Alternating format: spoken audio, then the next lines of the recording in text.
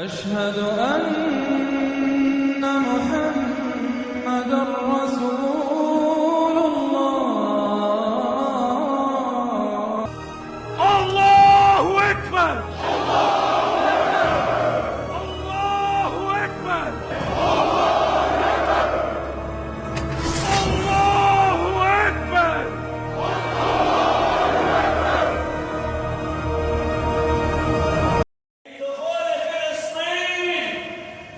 من دخول بيت المقدس، من دخول المسجد الأقصى المبارك। ये video number 3, part number 3। तो मेरे दोस्तों, मैं बार बार बोल चुका हूं कि 2024 के लास्ट में, 25 के स्टार्ट में अमेरिका अपने पूरे फोर्स के साथ US, Britain, France, Israel, NATO, Australia वगैरह जो भी है, सारी फौजें लगाकर गल्फ के चारों तरफ से, समंदर में और अंदर जितने भी हर मुल्क में उनकी फौजें सारे एक्टिव हो जाएंगे। लेकिन अरब के किसी भी मुल्क पर वो हमला नहीं करेंगे,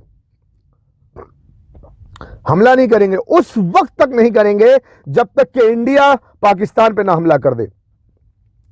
तो मेरे दोस्तों, मैंने आपको बताया कि इंडिया का पूरा खित्ता जो इंडिया, पाकिस्तान, बांग्लादेश, नेपाल, श्रीलंका, अफगानिस्तान, ईरान, ये पूरा जंग की लपेट में आने वाला है।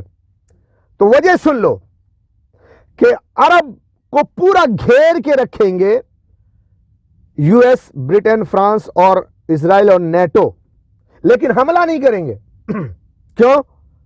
अभी हिंदुस्तान ने पाकिस्तान पे हमला नहीं किया है, पाकिस्तान को वहां बांध के नहीं रखा गया है, बिजी नहीं किया गया है। तो पहले हिंदुस्तान पाकिस्तान पे हमला करे, उसके बाद ये अमेरिका, ब्रिटेन, फ्रांस, इजराइल यहां पूरे अरब पर हमला करेंगे, एक एक कंट्री करके, उनके अपने डिजिटल माइंड के हिसाब से कि किस कंट्री पे पहला अटैक करना है। हो सकता है पहले यमन पे करें, हो सकता है पहले कतर पे कर दें, हो सकता है पहले सऊदी पे शुरू कर दें। बात की बात है, अब पाकिस्तान यहां फंस गया हिंदुस्तान के हाथ में, तो उधर किसी भी अरब के मुल्क में वो हमला कर देंगे।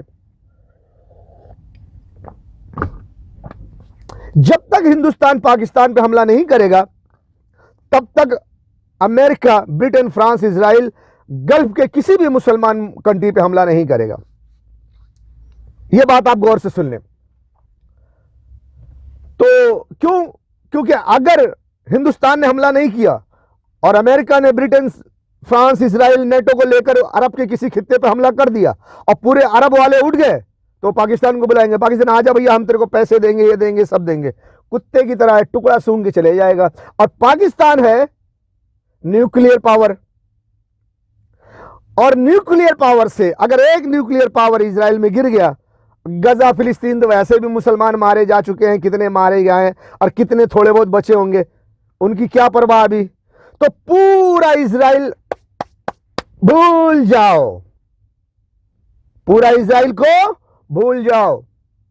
ये डर है अमेरिका को। दुनिया के जाहिल लोग ये सोचते हैं यार अमेरिका सुपर पावर, पाकिस्तान से थोड़ी ना डरेगा। डर पाकिस्तान से अमेरिका को नहीं है, डर इजराइल को है। एक न्यूक्लियर इजराइल का खात्मा कर देगा, भले उसके आसपास के मुसलमान जाएं, हमेशा के लिए कैंसर की बीमारी खत्म हो जाएगी। लेकिन इसीलिए कभी भी यूएस, ब्रिटेन, फ्रांस, इजराइल ये नहीं चाहेंगे कि जब तक के पाकिस्तान को पूरी तरह से जकड़ दे लिया जाए, तब तक कि ये गल्फ कंट्री पर हमला करना मुमकिन नहीं है, ताकि इजराइल को पाकिस्तान के न्यूक्लियर एटमी बम से बचाया जा सके, ईरान के बड़ी बड़ी मिसाइलों से बचाया जा सके। यही वजह यहां भी है कि इजराइल, अमेरिका किसी भी कीमत पर ईरान पर हमला नहीं कर सकते, क्योंकि ईरान के पास भी इतनी बड़ी मिसाइलें हैं जो पूरे इजराइल को सोहा कर सकती है, सफा चट मैदान कर सकती है। किसी भी कीमत पर इजराइल को सेफ करना है, बचाना है, उसे ग्रेटर इजराइल बनाना है। इसीलिए उस वक्त तक गल्फ पे हमला नहीं होगा जब तक कि पाकिस्तान पर हिंदुस्तान हमला ना कर दे। क्योंकि मकसद यह है कि पाकिस्तान को यहां रोकना है और वहां अमेरिका, ब्रिटेन, फ्रांस को मौका देना है कि आप पूरे गल्फ पे कब्जा कर लो। यह काम कर रही है हिंदुस्तान की हुकूमत। समझ में आए? अब वो बेवकूफ है कि अकलमंद है, जरा सोचो। मैं और आगे बोलूंगा। मैं आवाज ज्यादा जोर से बोल रहा हूं, जरा जज्बाती से बोलना चाहता हूं, लेकिन मेरी आवाज उतनी है नहीं, क्योंकि मेरा माइक सिस्टम में एक छोटा सा सस्ता वाला मोबाइल लेकर रिकॉर्डिंग कर रहा हूं। मेरे हैसियत के मुताबिक मैं जो कुछ मुझे मैसर है, मैं उससे अपने मुल्क के लिए, अपने कौम के लिए, हिंदू मुसलमान सभी के लिए, हिंदुस्तान मेरा मुल्क है, मुसलमान मेरी कौम है, सभी के लिए मैं ये ज्ञान, ये इल्म, ये नॉलेज मैं आप सभी को देना चाहता हूं, पूरे खित्ते को। इंडिया, पाकिस्तान, बांग्लादेश, श्रीलंका, नेपाल, अफगानिस्तान और ईरान। मेरे दोस्तों, जब इस खित्ते में जंग होगी तो पूरा इलाका तबाह और बर्बाद हो जाएगा। मगर फायदा क्या है? किस लिए ये जंग होगी? इसलिए कि यहां पाकिस्तान को रोका जाए ताकि वो अरब के, गल्फ के मुसलमानों की मदद के लिए न जा सके, क्योंकि पाकिस्तान न्यूक्लियर पावर है। इसके लिए हिंदुस्तान के जरिए यहां इसको रोक लिया जाए और वहां पर अमेरिका, ब्रिटेन, फ्रांस, इजराइल को फ्री मौका दिया जाए कि आप हिट करो, जिस मुल्क को चाहो मारो अरब के, पाकिस्तान अब नहीं आएगा तुम्हारे खिलाफ। बात समझ में आ गई? तो इस तरह से अगर पाकिस्तान यहां बंद जाता है तो वहां इजराइल को फ्रीडम मिल जाएगा, बिल्कुल फ्रीडम मिल जाएगा कि हमें अब पाकिस्तान के न्यूक्लियर से कोई डर नहीं। हिंदुस्तान अपना समझ लेगा, मैं पूरे गल्फ पे अपना ग्रेटर इजराइल बना के रहूंगा। अमेरिका, ब्रिटेन, फ्रांस, इजराइल सब टूट पड़ेंगे, धम धम धम धम, ये मेरा, ये मेरा, तूने ऐसा बोला था, तूने ऐसा बोला था। देखिए, जंग का जो मकसद है वो ये है, पूरे गल्फ के पेट्रोल पे कब्जा करना, पूरी दौलत हमारी हो जाए। लेकिन जब वो हमला करेंगे तो वो प्रोपेगेंडा कुछ और करेंगे। यमन ने, हूती ने हमारा इसे ये किया था, हमारा वो किया था, वो आतंकवादी हैं, टेररिस्ट हैं, हम बीमारी के खिलाफ लड़ रहे हैं, हम टेररिस्ट के खिलाफ लड़ रहे हैं, दुनिया की बहानेबाजी करेंगे। लेकिन मकसद क्या है, प्लानिंग क्या है? पूरे पेट्रोल पर कब्जा करना है। सारी दौलत मेरे बाप की है, मेरी मेरी मेरी, हम कब्जा कर लेंगे, सारी दौलत मेरी है। ये डाकू है, लुटेरे हैं, दूसरे के घर बार खुशहाल जिंदगी देखकर उनकी दौलत पर डकैती डालना चाहते हैं। बात समझ में आए? लेकिन ये लोग भूल जाते हैं, यहूदी भी हैं, ईसाई भी हैं, दोनों हैं, दोनों दोनों दोनों दोनों। देखो, यहूदी भी कभी मुसलमान थे, ईसाई भी कभी मुसलमान थे। ईसा अलैहिस्सलाम के ज़माने में ईसाई मुसलमान थे, यहूदी जो मूसा अलैहिस्सलाम के ज़माने में, यूसुफ अलैहिस्सलाम के वगैरह, दाऊद सुलेमान अलैहिस्सलाम के ज़माने में यहूदी भी मुसलमान थे। उन पर भी अल्लाह का पैगाम आता था, मानते थे। लेकिन उसके बावजूद भी ये यहूदी और ईसाई भूल गए हैं, ये बात भूल गए हैं कि जो दौलत देना चाहता है उसको पता है कि मैंने दौलत किसको देना है, किसको दिया है, तो वो हिफाजत करना भी जानता है ना?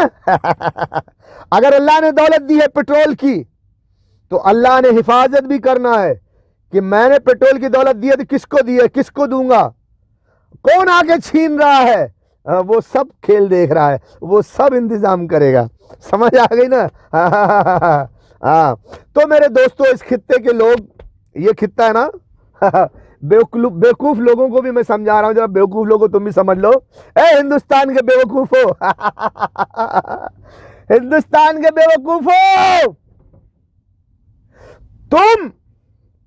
अभी मैंने एक दो पोस्ट देखा है, पोक को आजाद कराएंगे और पोक पे ऐसा करेंगे, हम अपना कश्मीर ले लेंगे, ऐसा वैसा। ये सब प्रोपेगेंडा है, ये सारा का सारा प्रोपेगेंडा है। मकसद ये है कि यहां पाकिस्तान का रास्ता रोको, पाकिस्तान को यहां हमला करके रोको, ताकि वो गल्फ की हिफाजत के लिए ना जाए। अभी गल्फ की हिफाजत के लिए नहीं जाएगा, वो पूरे गल्फ पे अमेरिका, ब्रिटेन, फ्रांस, इजराइल कब्जा कर लेंगे। हिंदुस्तान को क्या मिलेगा? ओल बाबू का घंटा ऐसे ऐसे ऐसे हिलाते रहेगा। क्या मिलेगा तुमको? हिंदुस्तान को क्या मिलेगा? कुछ भी नहीं मिलेगा। हिंदुस्तान, याद रखो, अमेरिका ने रसिया से भी वादा किया है, हम ये ले लेंगे, हम वो ले लेंगे, तुम ये ले लेना, तुम ये ले लेना, तुम्हारा ये, हमारा ये, सब मिल बांट के खाएंगे। लेकिन ना, वो रसिया को भी नहीं देगा, चाइना को भी नहीं देगा। आप गौर नहीं करते, रूस, चाइना, अमेरिका। आज इजराइल ने गजा पे हमला किया तो अमेरिका किससे बात कर रहा है? गजा के मुसलमानों से बात करना चाहिए, गल्फ के मुसलमानों से बात करना चाहिए। ईरान मदद कर रहा है, ईरान के मुसलमानों से बात करना चाहिए। हिजबुल्ला हमला कर रहा है इजराइल पे, हिजबुल्ला के लोगों से बात करना चाहिए। लेकिन अमेरिका बात किससे कर रहा है? रूस से और चाइना से बात कर रहा है। चाइना को बुला के बात किया जब चाइना ने 4 युद्धपोत वारशिप भेजे ईरान की तरफ खाड़ी में, ईरान की तरफ फारस खाड़ी में। अमेरिका ने चाइना को बुला के बात किया, वहां जाके बात किए, ले जाके गए। क्यों? मामला गजा का है, मुसलमानों का है, इजराइल का है, आप चाइना से क्यों बात कर रहे हो? देखो भैया, तुम्हारा हमारा और समझौता कर लेते, तुमको कुछ चाहिए तो हम दे देंगे, हमें कुछ चाहिए तुमसे तो तुमसे ले लेंगे। भैया देखो, इनके बीच में नहीं पड़ना तुम, हाँ इनके बीच में नहीं पड़ना। देखो हाँ, और दोनों समझ रहे हैं कि अगर अमेरिका पूरे गल्फ पे कब्जा कर लेगा तो हमारा पत्ता साफ कर देगा, हमें कुछ नहीं मिलेगा। चाइना ये अच्छी तरह से समझ रहा है कि अगर गल्फ पे पूरा अमेरिका का कब्जा हो जाएगा, नेटो कब्जा हो जाएगा, तो रूस और चाइना को कुछ भी नहीं मिलेगा। इसीलिए चाइना भी आ रहा है। कोई मुसलमानों का हमदर्द नहीं है, हमें कुछ नहीं मिलेगा, हम कहां जाएंगे? आज पूरे अरब में हमारा बिजनेस है, कल अमेरिका बंद कर देगा, क्योंकि वो खाली सुपर पावर बनना चाहेगा। हमें गरीब करने के लिए, हमें तोड़ने के लिए, मरोड़ने के लिए हमारा सारा धंधा बिजनेस बंद हो जाएगा। क्या करेंगे हम? इसके लिए वो हमदर्दी दिखा रहा, तो उसके लिए अमेरिका चाइना से बात कर रहा है। अमेरिका को भी पता है ना कि चाइना समझता है कि हम अगर गल्फ पे कब्जा कर लेंगे तो चाइना का क्या नुकसान होगा। तो आओ हम तुम बात कर ले, तुम्हारा हमारा ये समझौता हो जाए, हम ये ले ले, तुम ये ले लो, तुमको ये मिल जाएगा, हमको ये मिल जाएगा, आओ मिल बांट के खा ले, और मुसलमानों को मारने दो हमको, तुम बीच में मत आओ। समझ आ गई? बीच में मत आओ। ये बेवकूफ लोगों को पता नहीं है, मुसलमानों को 1400 साल पहले अल्लाह के नबी सल्लल्लाहु अलैहि वसल्लम ने बता दिया था कि तुम पर कुफ्फार ऐसे टूट पड़ेंगे जैसे खाने के दस्तरखान पे टूटने वाले, खाने के दस्तरखान पे टूटने वाले टूटते हैं।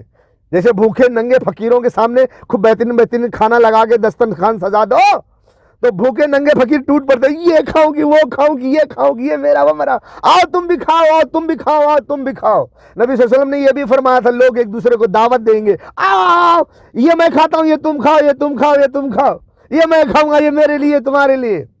वो हदीस की वीडियो में डाल दूंगा, इसी में समझ लेना। ये पार्ट 3 है ना, पार्ट 4 में डालूंगा, पार्ट 4 में फिर इस पे समझाना है ना थोड़ा। हाँ, तो बात किससे की जा रही है? चाइना से, रूस से।